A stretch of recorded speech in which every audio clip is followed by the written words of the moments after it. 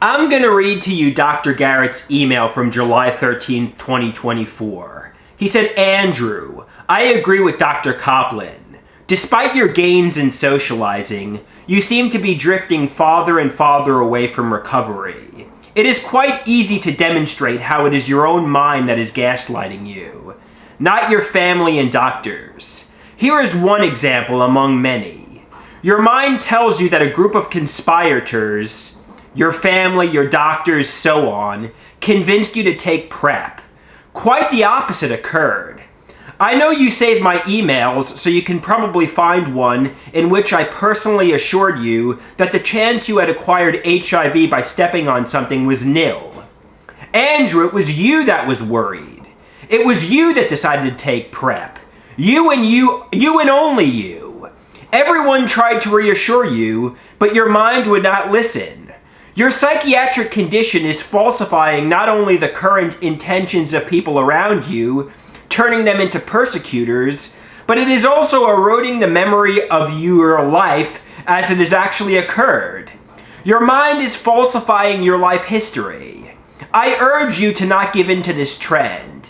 As if this sequence weren't bad enough, an idea of reference has convinced you that taking HIV PrEP has in some way increased your risk for HIV, which accounts for your persistent anxiety about HIV. The letters HIV occur in both the phrase HIV and HIV PrEP, but it is an idea of reference to conclude that HIV PrEP increases the risk of HIV just because of the overlap of 3 letters. In recent months, your typical email has the following 2-part structure. In the first part of the email, you elaborate a daydream that family, friends, and doctors are lying to you, but you know the truth, and you insist they confess. You then say you suspect that the delusion is true, but there is no objective evidence. Then in the second part of the email, you write, or it could be true that my family are not lying, when you appear to be in touch with reality. It should make you anxious that your mind goes back and forth, back and forth, back and forth between these 2 opposite positions, but the fact that your mind goes around in circles like this doesn't seem to concern you. What seems to concern you is a persistent belief that everyone is lying to you, not that your mind goes around in circles. Continuing in groups and with medication may help stop this downward spiral. I am afraid that you write the word suspect only to give yourself permission to persist in your daydream. If your suspicions were really only suspicions and not just a way of dressing up your delusional conviction in a seemingly more acceptable doubt, you would regard your suspicions not only as guides to a hidden truth, but you would recognize your suspicions as your mind gaslighting you, denying you a real life you might have if you fully embrace the help towards recovery being offered to you.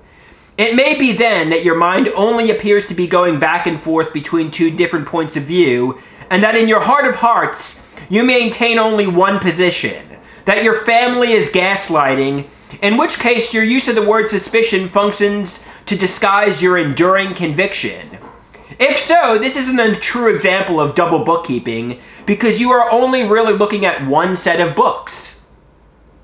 One last thought. You often invoke the phrase, let's call a spade, when you want to make a point that it is obvious that your family and doctors are torturing you.